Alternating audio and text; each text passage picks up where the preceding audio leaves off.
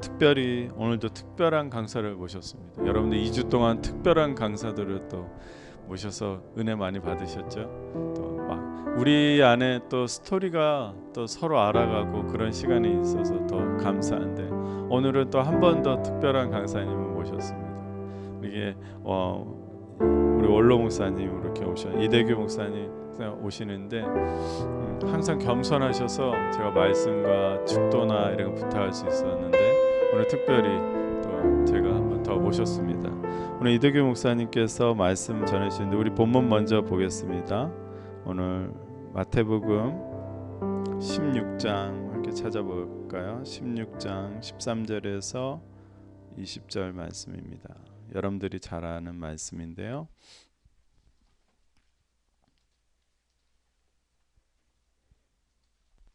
마태복음 16장 13절에서 20절 말씀입니다. 저와 함께 교독할게요.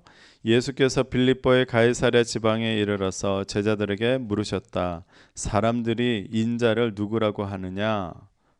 들이 대답하였다.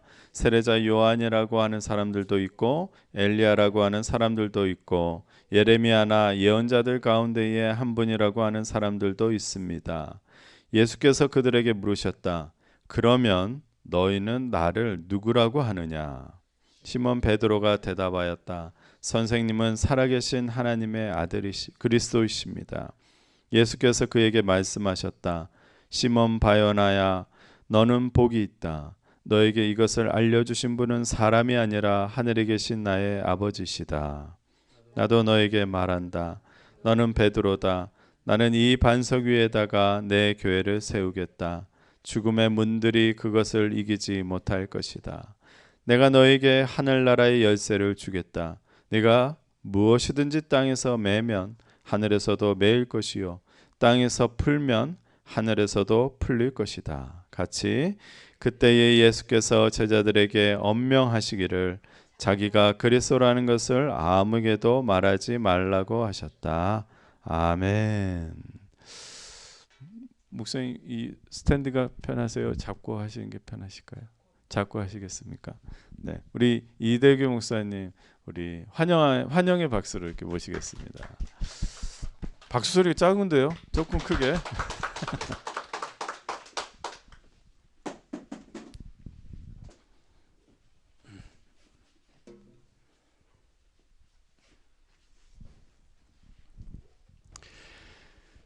만나서 반갑습니다.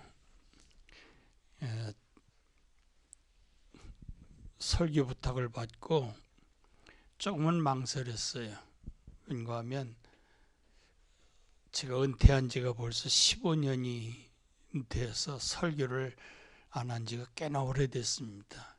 그래서 전에는 설교를 여러 번 했습니다만은 설교를 안 한 지가 오래돼서 설교를 잘할 수 있을지 걱정도 되고, 그저 은퇴한 후에는 가능하면 설교를 안 하려고 애썼고 조용히 앉아서 그저 예배드리고 꾸벅꾸벅 졸다 갈 때가 너무 많았는데, 설교를 부탁받고 생각을 좀 했어요. 그러다 보니까 오늘 설교를 잘할 줄 모르겠고 말이 길어질지도 모르겠다 생각해서 지금 타임아웃을 정해놓고 하는데, 하여튼 소리가 띡띡 소리 나면 설교를 마치려고 합니다. 오늘 설교 부탁을 받고 무슨 말을 하는 것이 좋을까 생각을 했습니다. 성경 안에서 가장 핵심적인 내용이 무엇일까? 가장 중요한 얘기가 뭘까? 교회의 기초가 되어지는 가장 중요한 내용이 무엇일까라고 생각할 때 저 나름대로는 오늘 마태복음 16장의 말씀, 내가 이 말 위에 내 교회를 세우겠다라고 했기 때문에 교회의 가장 큰 밑 기둥이 베이스가 무엇인가라고 했었을 때에 주는 그리스도시요 살아계신 하나님의 아들이십니다라고 했던 베드로의 그 고백이 바로 교회의 가장 중요한 베이스라고 생각을 해서 이것을 먼저 우리가 이해하지 않으면 우리 신앙생활에 혼란이 오기 때문에 가장 중요한 질문이고 가장 중요한 대답이 아닌가 생각을 해서 오늘 이 본문을 선택하게 됐습니다. 철학자인 데카르트라고 하는 사람이 있죠. 그분의 가장 유명한 말은 나는 생각한다, 고로 존재한다 라고 하는 말이죠. 근데 나는 생각한다라고는 그 말에 나오게 된 가장 중요한 것은 나는 의심한다였습니다. 난 모든 것에 대해 의심한다라는 말은 퀘스천입니다. 의심한다, 누구를 이상한데? 그게 아니라 왜 2 플러스 3는 5가 될까? 가장 심플한 질문이지요. 모든 것에 대한 질문이 없이는 거기에 대한 답이 나오질 않습니다. 학문의 시작은 실상은 질문에서부터 시작됩니다. 모든 것의 시작은 실상은 질문에서부터 시작됩니다. 철학의 시작, 소크라테스의 가장 중요한 시작은 질문이었습니다. 상대가 말하면 왜 그렇지요? 왜 당신은 그렇게 생각합니까? 라고 묻는 것입니다. 이 데카르트는 자기가 나는 질문한다. 나는 question, 모든 것에 의심을 갖는다. 왜 그 답이 나와야 되느냐? 왜 2 플러스 3는 5이 돼야 되느냐? 우린 그런 질문할 때 이거 답이 맞는 것 같기도 하고 아닌 것 같기도 하잖아요. 하나 더하기 하나는 2이 된다라고 우리는 그렇게 이미 고정관념을 갖고 있지만 물방울 하나에 하나를 더하면 물방울 하나가 또 되기도 하고 어떤 때는 사람과 사람 사이에 하나 더하기 하나 더하면 시너지 효과가 나와서 4, 5이 되기도 하고 어떤 때는 안 좋은 사람들끼리 만나면 10 플러스 10은 어떤 때는 마이너스가 되는 경우도 많이 보기 때문에 어떤 것이 진정한 답이냐. 우리가 신앙생활을 하면서도 우리가 살아가면서도 우리가 찾아갈 길은 어떠한 것이 옳은 길이냐 하는 거 아니겠어요? 여러분들이 오늘 왜 교회에 나왔습니까? 여러분들은 인생의 삶 속에서 가장 중요한, 다시 말하면 나의 현재의 삶과 죽음 후의 모든 삶 속에서 내가 가지고 있는 질문이 있거든요. 죽은 다음에는 과연 인간이 어떻게 되는 걸까? 그냥 땅에 썩어서 없어지고 마는 존재일까? 정말 부활하는 존재일까? 하나님이 나라는 있는 것일까? 천국이 있는 것인가? 지옥이 있는 것인가? 수없이 많은 질문 가운데서 그 답을 찾으려고 진리를 추구하기 위해서 사는 것이죠. 여러분이 살아가면서 어떤 또 허무함을 느끼지 않나요? 어떻게 사는 것이 진짜 삶다운 삶입니까? 저 거리에 있는 노숙자는 여러분이 보는 것처럼 진짜 불행한 사람일까요? 히랍 시대에 우리는 거기 그 당시에 살았던 거리에 노숙자로 살았던 사람도 있잖아요. 디오게네스 같은 사람도. 황제가 찾아올지라도 저 비키시오. 당신 때문에 태양이 가려서 난 말이 불편합니다. 자유를 추구하고 있는 사람들도 있잖아요. 미국의 문화 가운데 바꿨던 히피 문화가 그들이 추구했던 것이 무엇이었나요? 완전한 해방이지요. 그것이 우리 요사이 미국에 가장 문제가 되고 있는 뭐예요? 이 DEI라고 그러나요? 그 diversity, equality 그리고 inclusive.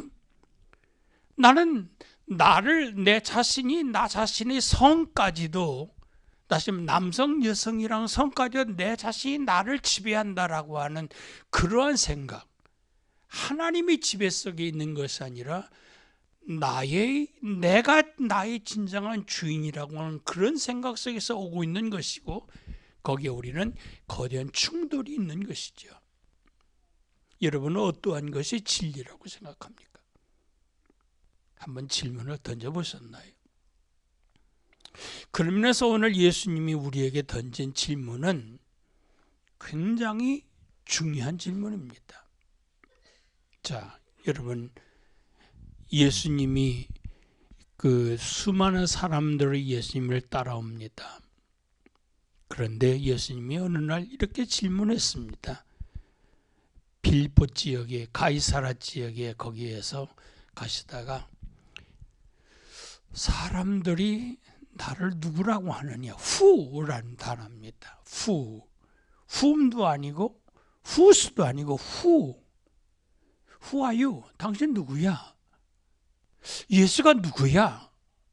라고 하는 질문이었습니다. 첫 번째 질문은 객관화시킨 것이죠. 사람들이. 자, 오늘날 우리는 종교적인 모든 면에서 사람들은 어떻게 생각하느냐 하는 거에 굉장히 많은 영향을 받습니다. 그래서 우리는 종종 따라가죠. 사람들이 어떻게 생각하느냐. 흔히 말하는 우리나라는, 한국이라는 나라는 참 재밌는 것이 여론조사로 대통령도 뽑고 여론조사로 모든 걸 결정을 해. 여론조사. 사람들이 어떻게 생각하느냐. 여러분, 여론조사라고 하는 것, 여러분 살아가면서 가장 불행할 때가 언제입니까? belong to, 누구에게 속해지는 것이죠. 왜 여성들이 자신이 불행하다고 생각했습니까? 항상 그분들은 남편의 생각이 중요했어요. 내 생각이 아니고 남편의 생각. 음식을 먹었다도 내 입맛보다도 남편의 입맛, 자식의 입맛. 그래서 여자분들이 살아오면서 나는 존재하지 않았습니다. 그러다 어느 날 갑자기 나는 누구지? 나는 누굴까? 여러분 누구예요? 엄마 딸이에요? 아빠 딸이에요? 엄마 아빠 딸. 그래서 나는 존재하지 않은 아빠를 위한 나, 엄마를 위한 나. 그게 나인가요? 여기에서 오는 우리는 굉장히 중요한 정체성입니다. 객관적인 것이죠. 사회가 나를 어떻게 보느냐. 우리는 지나치게 사회가 나를 어떻게 보느냐, 남이 나를 어떻게 보느냐, 그러다 보니까 나의 외모, 남의 여론, 남의 얘기에 지나치게 휩쓸리는 거죠. 자, 예수님이 제자들에게 묻습니다. 다른 사람들이 나를 뭐라고 하느냐? 네가 여기에 있는 것이 다른 사람들의 여론에 의해서 와 있는 것이냐? 굉장히 중요한 거예요. 여러분 살아오면서 여러분은 존재합니까? 모든 것이 남의 여론에 의해서 움직이질 않나요? 남의 생각. 그런데 예수님이 두 번째 질문이 굉장히 중요한 것이죠. 그러면 너는 나를 누구라고 생각하느냐? 이것이 핵심적인 겁니다. 여러분이 모든 면에서 나의 것이 분명할 때는 흔들리지를 않습니다. 내 것이 없기 때문에 흔들리는 거죠. 내 것이 맞나? 제가 어렸을 때 생각이 납니다. 어떤 데 지금도 그것이 하나의 저희 마음속의 트라우마입니다만은, 저는 형제가 많았어요. 9 형제였습니다. 저는 한가운데였습니다. 그러니까 순번째로는 4번째고 형들이 위에 2 있고 누님이 있고 제 밑에 동생들이 있고.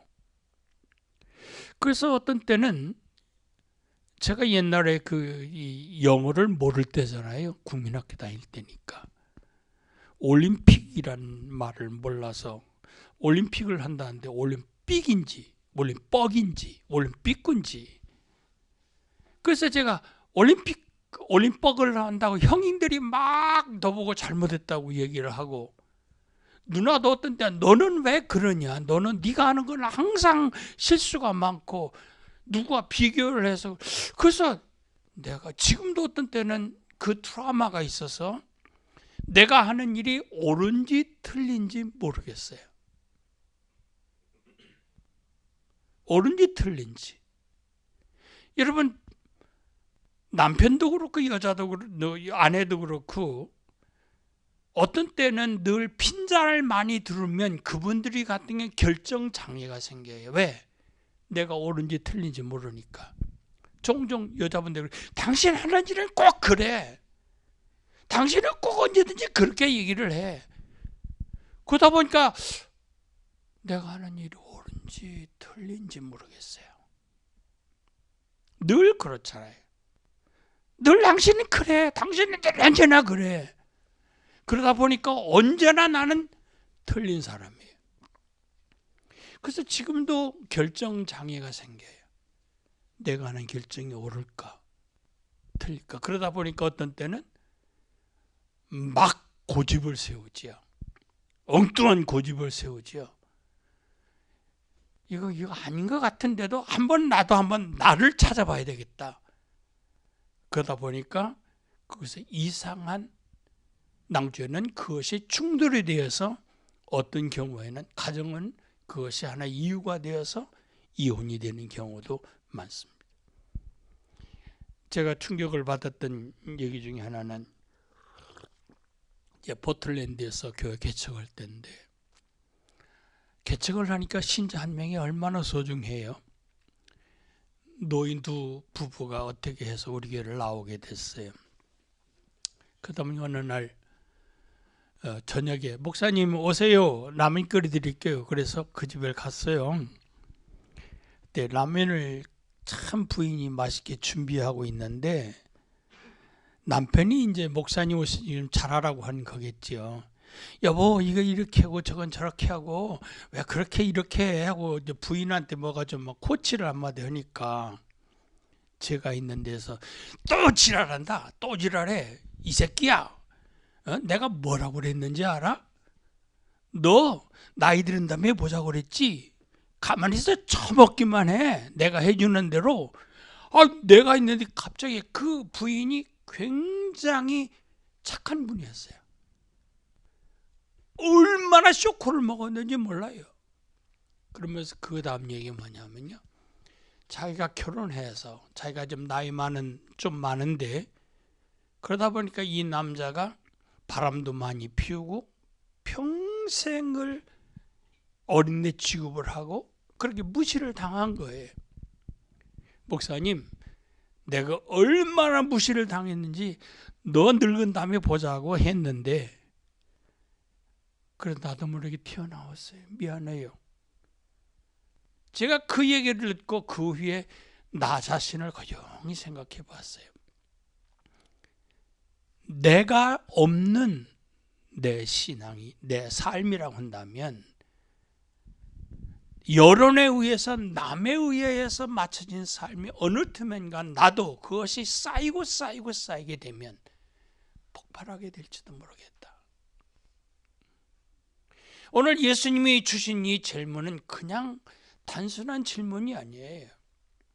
객관적인 질문. 우리는 객관적이란 말이 학문적이고 모든 면이에요.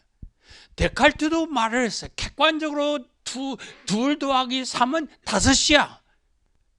둘 더하기 셋은 5이 아닌 것은 다 틀린 거야.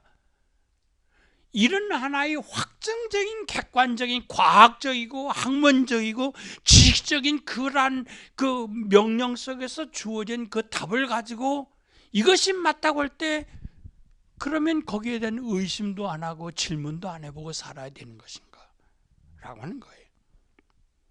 오늘 많은 그리스도인들이 교회에 와서 목사님의 설교는 절대적이야. 목사님 말은 다 맞는 거야.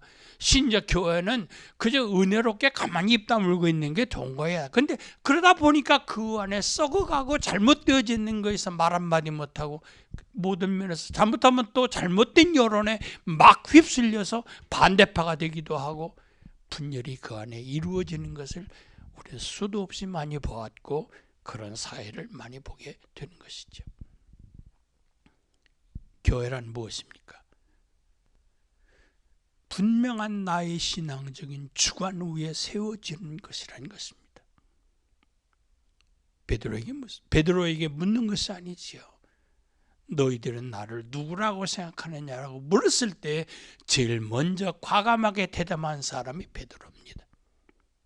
다른 사람들은 예수님이 그 질문에 대해서 뭐라고, 야, 예수님이 너는 나를 누구라고 생각하냐라고 할 때 앞 성경보다 마태는 이것을 굉장히 재미있게 표현했는데요.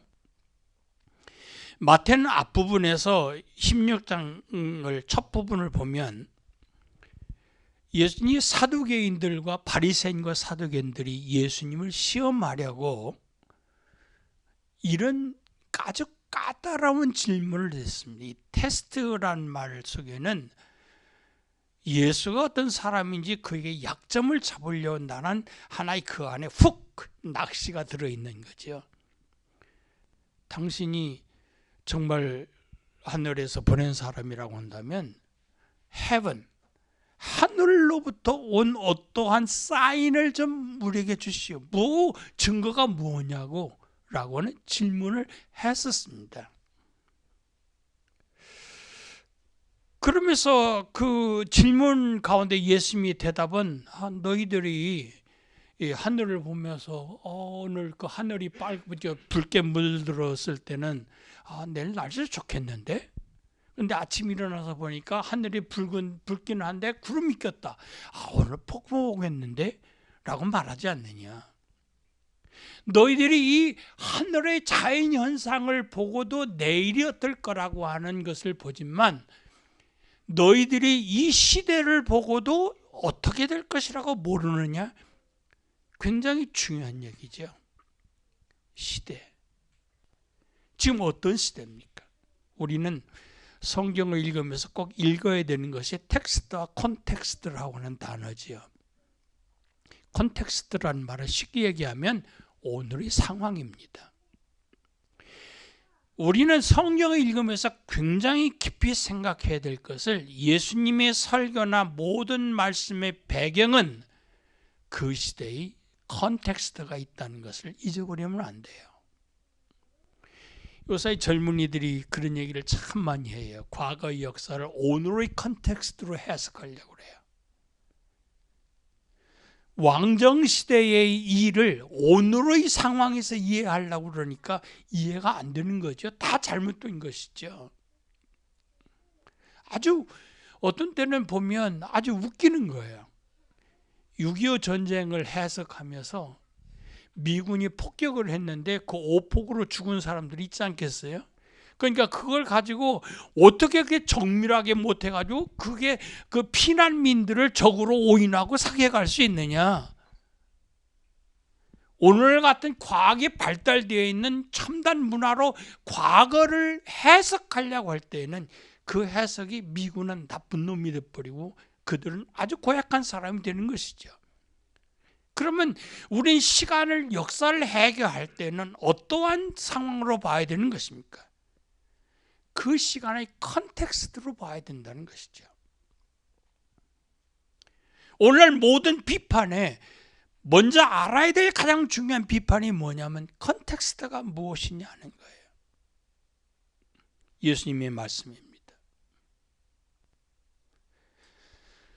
제가 박사과정을 들어가서 제일 먼저 충격을 받은 질문이 뭐였는가 하면 시간이 이렇게 많이 됐네. 여러분은 콜럼버스를 어떻게 생각합니까? 라고는 질문이었습니다. 여러분, 목사님, 콜럼버스가 어떤 사람입니까? 예? 크게 얘기해. 개척자예요. 저도 그렇게 생각했거든요. 콜럼버스는 위대한 개척자라는 거예요. 그건 누구의 시각에서 본 겁니까?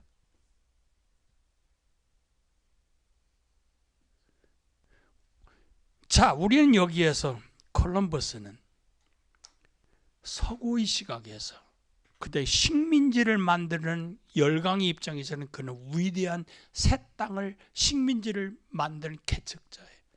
그러면 지금 미국에서 아메리칸 원주민의 입장에서는 어떻게 봐야 되겠습니까? 만약 콜럼버스가 없었으면 지금의 원주민이 살아있을까요? 죽었을까요? 이 땅은 누구의 땅으로 존재할까요? 원주민은 콜럼버스는 절대 있어서는 안 되는 사람이에요. 역사라고 하는 것은 항상 두 면을 가지고 있어요. 한국 역사에서 지금 주어지고 있는 얘기 가운데에 일본에 대한 철저히 원한이 있습니다. 그러나 일본의 입장에서 이토 히로부미는 영웅이지요. 우리의 입장에서는, 한국인의 입장에서는 그는 우리나라 역사를 뺏어간 철저히 나쁜 놈이에요. 안중근 의사가 우리 입장에서 볼 때에는 영웅이지만 일본의 입장에서 봤을 때는 그는 하나의 테러리스트일 뿐이에요. 예수님이 얘기하고 있는 이 얘기 가운데에서 너희들이 살고 있는 컨텍스트 안에 사두개인들이나 바리새인들이 가장 신앙인 같이 얘기하고 있지만 그들이 누룩을 조심하라고 하는 그 말 속에는 그들이 가지고 있는 이중성이죠. 종교인의 탈을 쓰고 신앙의 탈을 쓰고 그들은 진리를 얘기하는 것 같았지만 그들은 항상 누구와 협력했습니까? 평화라는 이름으로 세계를 침략했지만 평화와 영광은 누구에게만 주어졌는가 하면 로마 시민에게 주어진 것이며 반대편에서 점령당한 사람들은 노예와 그들의 삶 속에 노예로 전락한 인간이 아닌 하나의 상품으로 전락한 역사가 그 안에 존재하는 것을 봐야 하는 것이죠. 자, 예수님이 이 얘기 가운데에서는 이 시대와 이 상황을 보라고 하는 얘기는 바로 예수님이 그들에게 주셨던 그 메시지는 어떤 얘기였습니까? 예수님은 로마인들이 권력자를 한 걸 얘기했나요? 권력자의 평화를 얘기했나요? 그들이 예수님을 따랐나요?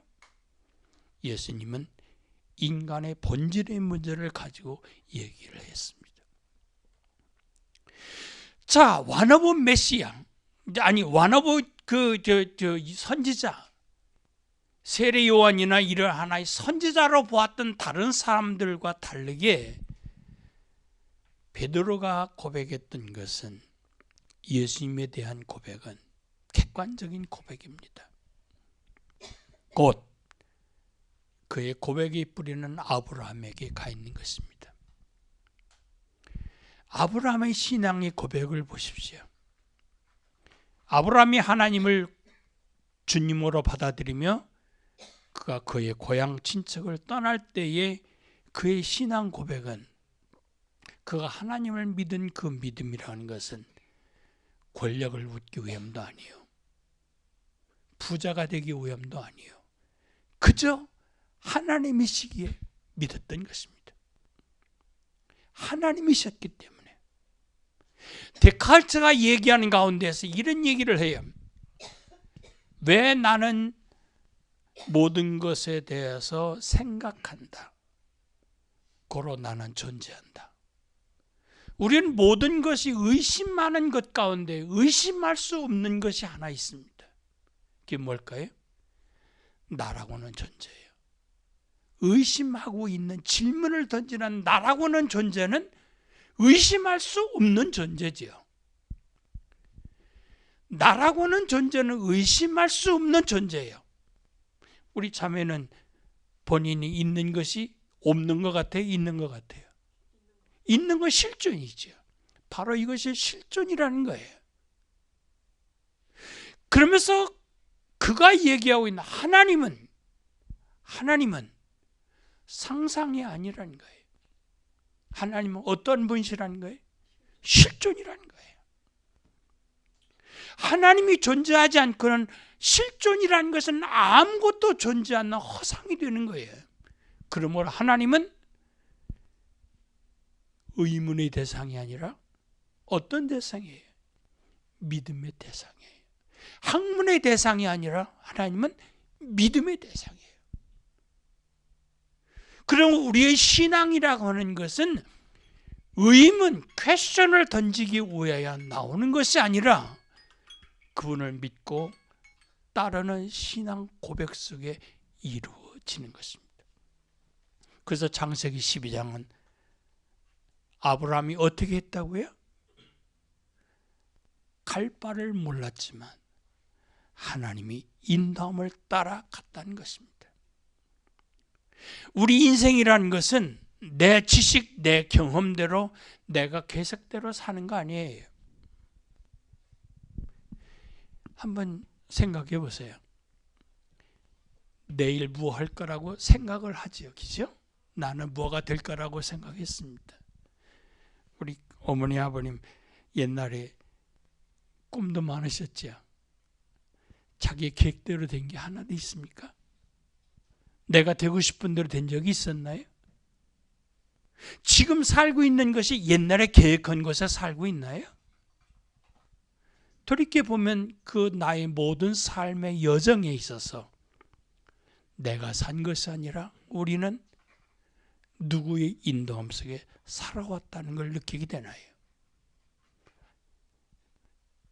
믿음이 없는 사람들은 거대한 신의 존재를 부정하지만 그 신의 인도함 속에 우리는 살아온 것이고, 아브라함은 그분이 바로 하나님이시라고 고백했고, 우리는 그분이, 베드로는 바로 살아계신, 그러니까 하나님이라고 하지 않고 living God, 살아계신 하나님, 그 하나님을 보내신 그리스도, 당신은 하나님, 살아계신 하나님이 보내신 분입니다. 바로 아브라함이 고백했던 그 신앙 고백을 이 베드로는 그 고백을 하고 있는 것입니다. 그러기에 우리는 교회는 학문을 쌓기 위해 오는 것도 아닙니다. 부자가 되기 위해서 나오는 것도 아닙니다. 건강을 위해 병을 낫기 위해 오는 것도 아닙니다. 그건 하나의 방법일 뿐이죠. 그건 하나의 살아가는 동안에, 우리 살아가는 동안에 하나의 수단일 뿐이지요. 가장 중요한 것은 하나님은 지금도 살아계신 분이고 영원히 살아계신 분이고 그분이 나를 인도하신 분이라고 하는 고백을 하기 위해서 여기에 온 것이며, 그분이 살아계시기 때문에 우리는 그분께 예배를 드리는 것입니다. 그러기에 우리는 교회에 와서 성경을 많이 알려고 오는 것이 아니에요. 교회란 예배 드리러 오는 것입니다. 교회의 가장 중요한 것은 예배예요. 어떻게 예배를 드릴지 깊이 생각해 봐야 돼요. 저는 오늘날 교회가 예배는 사라지고 엔터테인만 있는 것에 대해서 아주 불편한 사람 중에 하나입니다. 엔터테인먼트이에요. 쇼맨십만 있어요. 우리들은 하나님께 영광을 돌려고 아름다운 찬양을 한 것이지 호화로움으로 하나님께 영광을 돌리는 거 아니에요. 우리는 그 안에 나의 중심에 흔들림이 없는 주는 그리스도시요 살아계신 하나님의 아들이십니다. 바로 옛날 아브라함이 고백했던 그 믿음의 고백을 오늘 내가 할 수 있다고 한다면 내가 존재하는 것을 인정하는 것입니다. 나는 고로 하나님을 믿는 믿음의 신앙인으로 오늘 여기에 존재한다. 데카르트의 가장 큰 대답은 나는 생각한다. 고로 나는 존재한다. 그 말 속에 나는 하나님의 존재를 분명히 인식하고 있어. 왜? 하나님의 존재라는 것은 하나의 사상이 아니라 그것은 실존이기 때문에, 나라고는 존재가 존재하는 것은 하나의 사상으로 내가 존재하는 것이 아니라 여론에 의해서, 학문에 의해서, 과거에서 존재되어진 것이 아니라 나라고는 존재는 실존이기 때문에 실존에는 어떤 이론도 설명도 필요 없는 거예요. 실존은 실존일 뿐이니까요.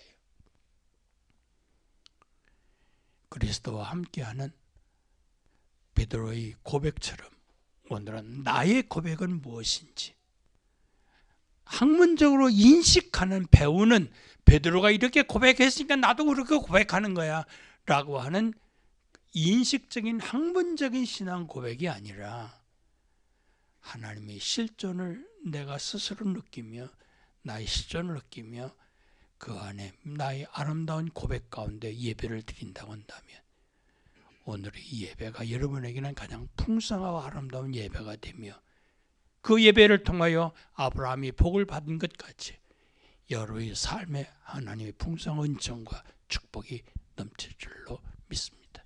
기도하겠습니다. 하나님, 우리는 의심해야 할 것과 믿고 존재하는 그것에 대하여 신앙 고백해야 할 것들이 있음을 알게 됩니다. 하나님은 영원하신 분이시며 예전부터 지금까지 영원히 존재하신 분이며 그분은 나의 삶과 나의 모든 것을 지배하시고 이끌어 가시는 위대한 생명의 근원이심을 고백합니다. 하나님, 오늘도 우리의 삶을 당신의 은총으로 인도하여 주옵소서. 예수님의 이름으로 기도합니다. 아멘.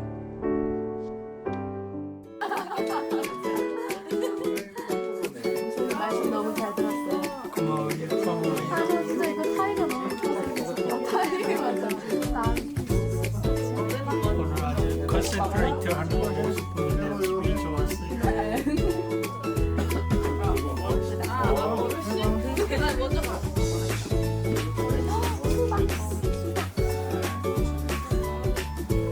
아름다운 옥션, 아름다운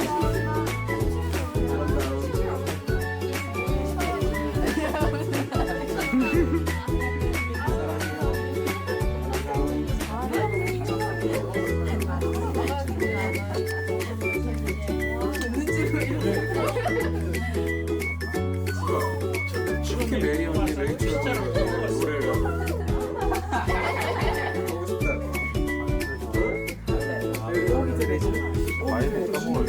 가져왔어. 예배를 드리는